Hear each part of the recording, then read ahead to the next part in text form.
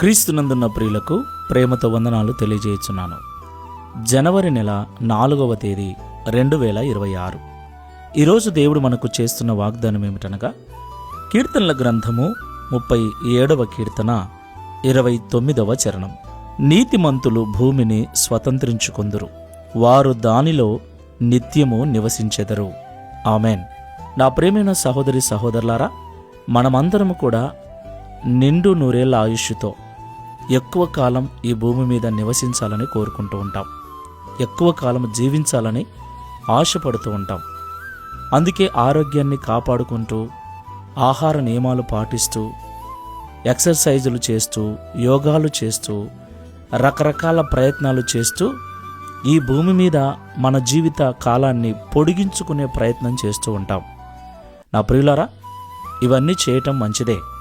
అయినా ఎంత ప్రయత్నించినా, ఎన్ని పద్ధతులు వాడినా, ఎన్ని యోగాలు, ఎక్సర్సైజులు, ఆహార నియమాలు, మందులు వాడినా ఏదో ఒకరోజు ఈ భూమిని విడిచి మనం వెళ్ళక తప్పదు. అవును ప్రియులారా, అయితే ప్రభు అంటున్నాడు, నీతిమంతులు భూమిని స్వతంత్రించుకొందురు, వారు దానిలో నిత్యము నివసించెదరు అని. దేవునికి మహిమ కలుగునుగాక. నా ప్రియమైన సహోదరి సహోదరులారా, మొదటగా మనం గమనించవలసింది, నీతిమంతులు భూమిని స్వతంత్రించుకుంటారు. నా ప్రియులారా, ఈ లోకంలో ఎవరైతే విశ్వాస మూలముగాను, క్రియల మూలముగాను నీతిమంతులుగా జీవిస్తూ ఉంటారో వారు భూమిని స్వతంత్రించుకుంటారు, నిత్యము అందులో నివసిస్తారని దేవుడు సెలవిస్తున్నాడు. ప్రియులారా, ఈ భూమి నాశనమైపోతుందని, క్రొత్త భూమి, క్రొత్త ఆకాశము ఏర్పడుతుందని ప్రకటన గ్రంథంలో మనము చదువుతూ ఉంటాం. అవును ప్రియులారా, ఇప్పుడు మనము నివసిస్తున్న భూమి పాతగిలిపోయినది, పాపముతో నిండినది. ఏదో ఒక రోజు ఈ భూమిని దేవుడు తీసివేసి దీనిలో క్రొత్త భూమిని ఏర్పరుస్తాడు. ఆ క్రొత్త భూమిలో ఎవరుంటారు? మనకు బాగా తెలుసు, నీతిమంతులుంటారు. ఈ పాత భూమిలో ఎవరైతే తమ నీతిని కాపాడుకొనుచు, దేవుని యందు భయభక్తులు కలిగి, దేవునికి మహిమకరంగా ఎవరైతే జీవిస్తూ ఉంటారో వారు ఈ భూమి మీద కన్ను మూసి దేవుడు ఈ భూమి స్థానంలో ఏర్పరచబోయే క్రొత్త భూమిలో నిత్యము నివసిస్తారు. దేవునికి మహిమ కలుగునుగాక.